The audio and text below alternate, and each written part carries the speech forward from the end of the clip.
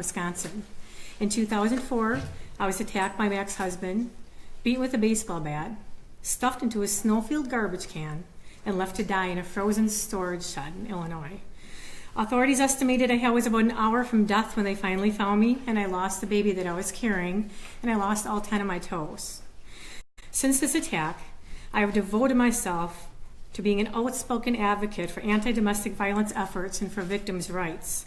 Like most people, when I was thrown into the legal process, I was not aware that a defendant's rights are constitutional and carry more weight than a victim's statutory rights. As my ex-husband fought the charges against him, I was forced to relive my horrific experience again and again in the courtroom and again on TV. He was allowed to impose lengthy delays, suppressed his discovery, dragged my personal medical history through the proceedings, and more than once, I learned about delays or other critical updates from the news before being notified by the authorities. No victim should ever have to go through what I experienced, and that is why I have been very proud to support Marsy's Law for Wisconsin. Our bipartisan coalition has come a long way since I stood here in the state capitol last year to help announce the introduction of Senate Joint Resolution 53.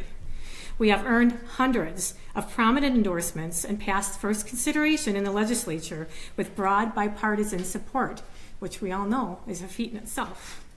Today, during National Crimes Victims' Rights Week, I am proud to stand in Wisconsin's Capitol once again to announce the Stand with Crime Victims Pledge. I call on all of Wisconsin's legislators and legislative candidates to sign the pledge and commit to helping Marsy's Law for Wisconsin cross the finish line in 2019. Victims like me deserve equal rights. We deserve a voice. Thank you.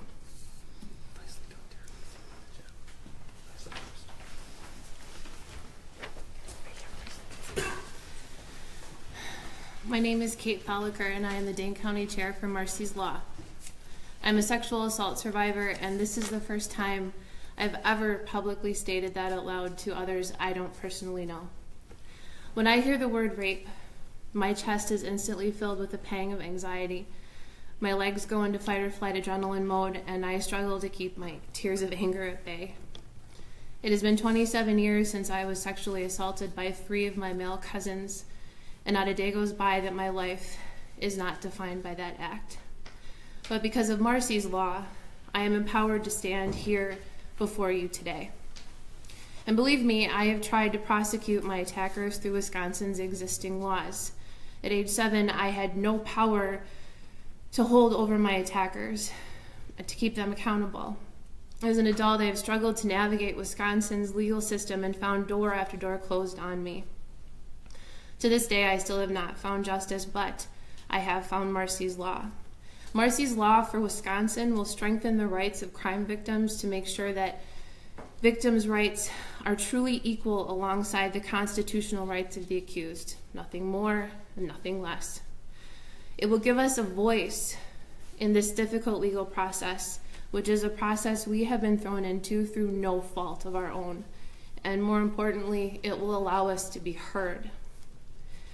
I will never know how my case might have been different had Marsy's Law been in place, but I want to ensure that future victims will have these rights so that they will not have to go through what I did. That is why I am proud to join fellow survivors and allies today in calling for Wisconsin's legislators to take the Stand with Crime Victims Pledge. Victims should not have to wait any longer for these rights. Thank you.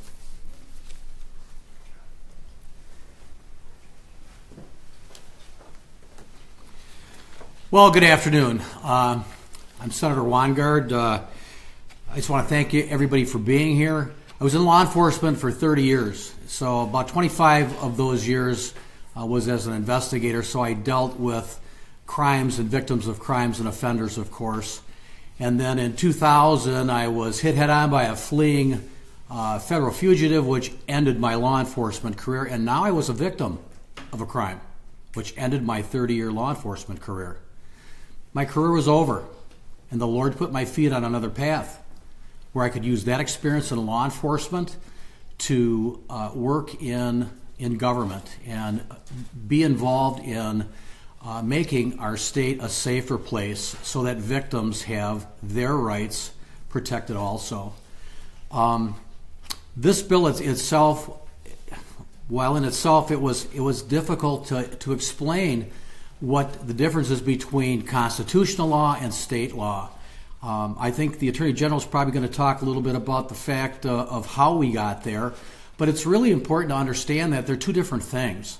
And there is such a huge need that we elevate what we've placed into state law to augment our constitutional law from 1993 so that we have equality. And the one phrase that I've caught and that I have thought really explains this whole process is that victims just want to be treated like criminals. Victims just want to be treated like criminals. That sounds really corny, doesn't it?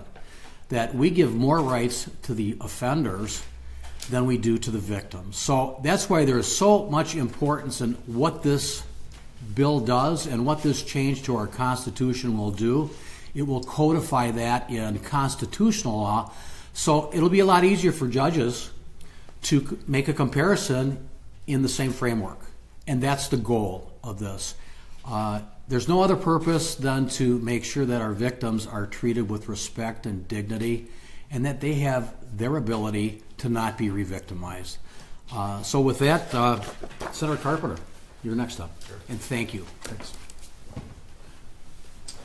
Well, first of all, I want to start off by thanking all the victims, Terry and Kate, for coming forward. I know it's not easy to be bring up the issue and be traumatized again, but I know you do represent thousands of people in Wisconsin who have gone through the unfortunate circumstance of being a victim.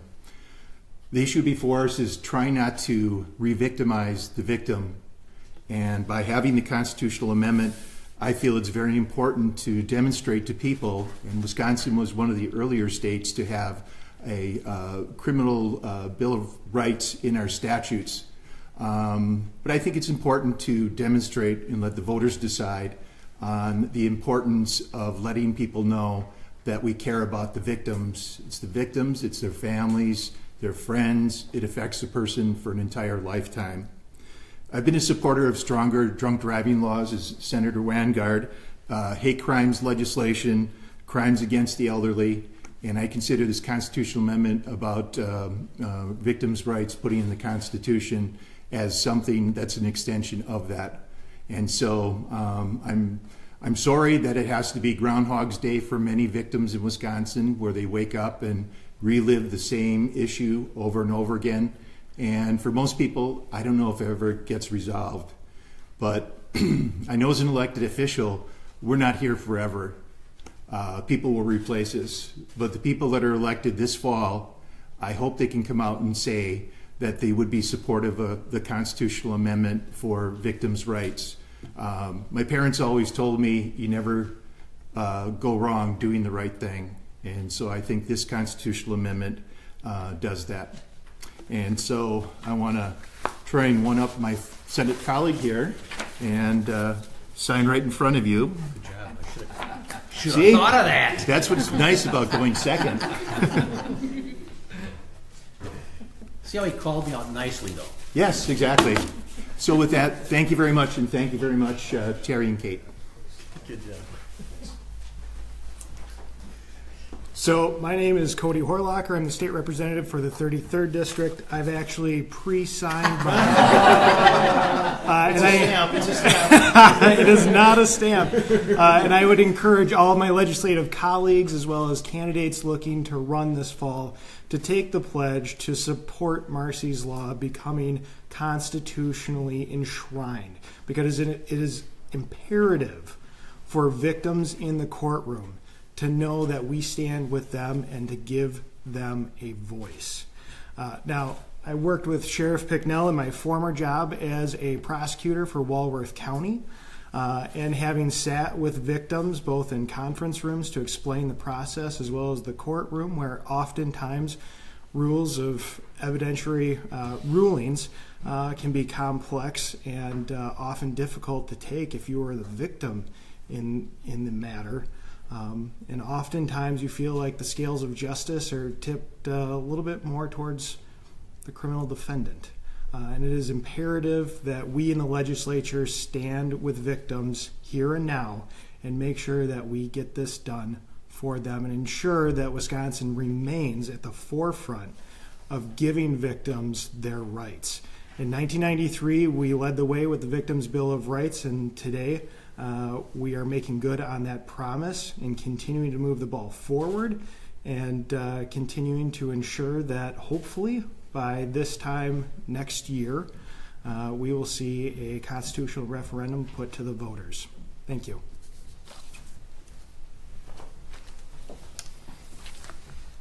I'm not running for the legislature, so I don't need to sign this card. Thank you for joining us today.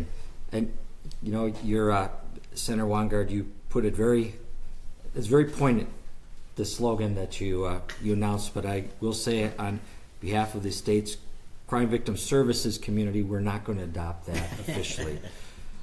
Early today, we recognized Crime Victim Rights Week, which we are celebrating right now with a ceremony where we listened to moving testimonials from survivors, just like what you heard today. They talked about how they triumphed by overcoming adversity. I'm very proud to stand here along a bipartisan group of state legislators, law enforcement, including Sheriff Picknell and Chief Rose, who are committed to preserving crime victim rights. Wisconsin has a proud tradition of standing up for crime victim rights, as Representative Horlacher talked about. In addition to things he talked about, we had the first DA's office in America to have a crime victim services unit here in the Milwaukee DA's office. In 1980, the first crime victim Bill of Rights in America. In 1993, we passed an amendment to our state constitution outlining some of the rights that are important to crime victims. And we've passed many other rights and reforms into statute. Perhaps most importantly, here in Wisconsin, from police officers to district attorneys to victim witness service specialists, our Office of Crime Victim Services at DOJ and the Crime Victim Rights Board, we have the best people in the country looking out for the rights of victims. We're building upon a strong foundation. Thank you to all of those in the trenches all across our state for building that foundation. But we know we can do more, which is why last year we announced our fight for what is a natural progression of our proud Wisconsin history: truly equal rights for Wisconsin crime victims. We're attempting to do this by a means I don't take lightly, amending the Wisconsin Constitution. We should do that rarely and with great pause. But Marsy's Law for Wisconsin will update our existing Constitution to make sure that all of the rights crime victims deserve are clear, enforceable constitutional rights. In Wisconsin, as leaders in the field of crime victim rights, we know survivors deserve everything we can give them to be fully present, fully informed, and full participants in the criminal justice system. The development of Marsy's Law has been a process. There have been changes and modifications as we've worked through this, and all involved have listened to the concerns of everyone who had input, and that input was important and was made a part of what we passed for the first piece of this. The need for these rights is shown clearly by the brave men and women who have been highlighted throughout Crime Victim Rights Week and have had the courage to come forward and share their stories. I met one today who shared with me she kept count from the time of the sentencing date where her rights were violated in the system. It took 997 days before the Crime Victim Rights Board in Wisconsin got to a conclusion that ultimately determined her rights were violated. She kept count because every one of those days mattered. Marsy's Law would ensure that we will recognize those rights earlier on and with a stronger effort from our system. We've learned a lot in the 20 plus years since we passed our existing constitutional amendment, and Marsy's Law will apply those lessons now to our Constitution. Many of the rights we're proposing with Marsy's Law exist in statute, but they don't hold up alongside the rights of the accused in the courtroom because they aren't in the Constitution. Others are in the Constitution but are in need of clarifying and strengthening because a lot has changed in the 20 plus years since that constitutional amendment was passed. And to be clear, in the courtroom, a defendant's constitutional rights to a fair trial will always take precedence. But right now, the disparity between a defendant's rights and a victim's rights is too wide. It's time for equal rights for crime victims. It's time for Marsy's Law for Wisconsin, and I encourage every Wisconsinite, before you head to the polls this fall, research the position that the candidates for the legislature have taken regarding Marsy's Law. Ask questions and ensure that the candidate you vote for the legislature in your district is going to support Marsy's Law in its second run through the legislature. Thank you so much, and we're happy to take any questions. I think I'm the last speaker. Yes, happy to take any questions you might have. I see that the plan is to get this referendum on the ballot in April of 2019, that the seat on the state Supreme Court up at the same time. Would you like to see candidates for the Supreme Court take a similar pledge to what you want legislative candidates to take, saying that they support Marsy's Law? I don't think we would demand that because the Supreme Court justices would have a responsibility to interpret the law and the Constitution. I think that would be a dangerous move to have them taking positions on what the law says before it's even passed. So no, I don't expect we would ask them to take that. You know. To get this on the April 2nd ballot, can you remind me when exactly would the legislature need to pass this a second time for that timeline to work out? I don't know what the timing is for the referendum notice to be made before it gets on It's the. 90 days, isn't it? I think it's 90 days. Sometime in February, I think. So it'd be like February, I think. So couldn't hear that. It was we expect in February, that about 90 days before. I think is correct, but we can check that and get back to you. Oops. But the intention is that we will move it forward as quickly as we can, because this is not a new piece of legislation. This will have to be passed exactly the same as what this legislature passed it. And believe me, we will educate everybody so that they're aware of what is going to be coming up. And this should be probably one of the first bills I think that we will probably see on the floor, I would think. It's been so much input's been taken already. It's been debated. It's been discussed. It had such very large support from both sides of the aisle. Very much so. Yeah. That was my question. Was you did have a big bipartisan support. If there were a change in one of the houses of the legislature, do you still think that you could get this through in time for an April vote by the voters? I'd say yes. Yeah, it seems that whichever party's in control of either house of the legislature is going to be in the same. It should they're make a going to difference. have the same experienced people there. I think this is pretty neutral. You know, we're looking to protect victims. They're not necessarily from one side of the aisle or the other.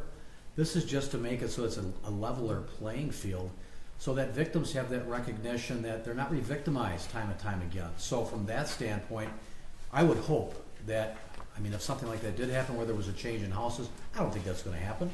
But if it did, I would surely hope that whoever gets elected would look at this as a piece of legislation that is nothing but proactive and positive for all the people that they represent. When your question hits exactly on the point of what we're up to today, announcing that we're going to be asking that all candidates for legislative office sign the pledge to support Marsy's Law. So hopefully that will ease the transition if there is one.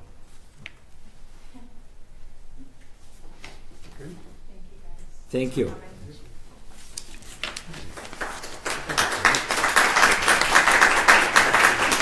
Thank you.